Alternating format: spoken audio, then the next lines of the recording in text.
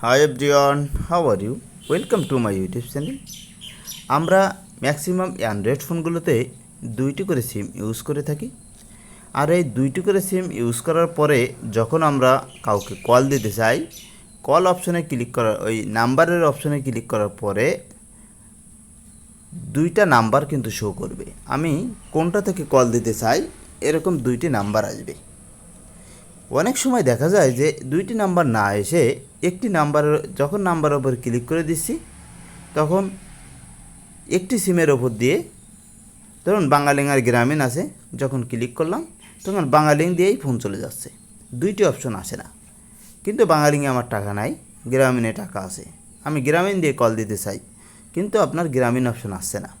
আবার উপরের দিকে লক্ষ্য করলেন যে দুইটি সিম সেখানে শো করছে, বাট কল দেওয়ার সময় যে কোনো একটি সিম, যে কোনো একটি মানে গ্রামীণটি আসছে, মানে এক নাম্বার আর দুই নাম্বার যেভাবে আমরা সেট করে থাকি, এক নাম্বার আসছে কিন্তু দুই নাম্বার কোনোভাবে আপনি কল দিতে পারছেন না দুই নাম্বার সিম দিয়ে।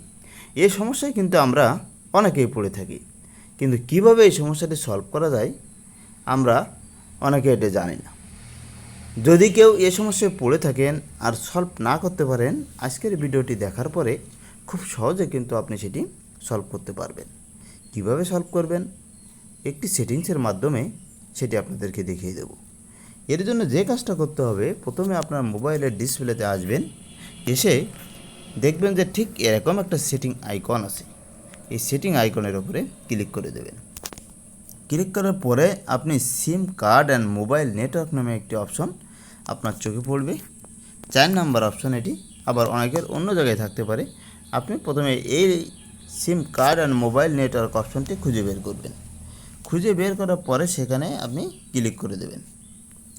এখানে ক্লিক করার পরে আপনি দেখতে পাবেন যে ডিফল্ট ফর কল নামে একটি অপশন আছে, ডিফল্ট ফর কল। এই যে অপশনটি আছে, এই অপশনটাকে আপনাকে সেট করতে হবে।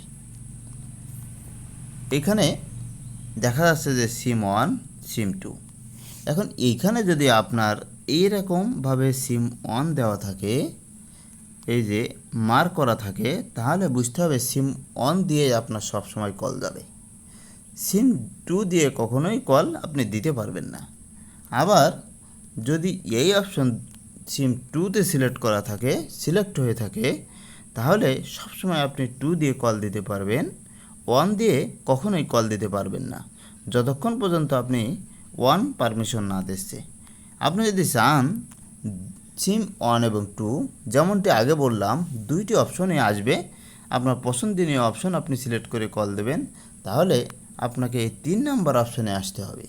3 নাম্বার অপশনে যখন আপনি দিয়ে দেবেন select SIM card to dual, এই অপশনটাতে যখন আপনি ক্লিক করবেন, তারপরে সিম 1 সিম 2 দুটাই কোনো নাম্বারের উপরে ক্লিক করলে দুটাই শো করবে। এখান থেকে আপনার পছন্দনীয় বা যে নাম্বার দিয়ে আপনি কল দিতে চাচ্ছেন, যে সিমের মাধ্যমে, সেটি আপনি সিলেক্ট করে আপনার প্রয়োজনীয় কথা আপনি কিন্তু বলতে পারবেন।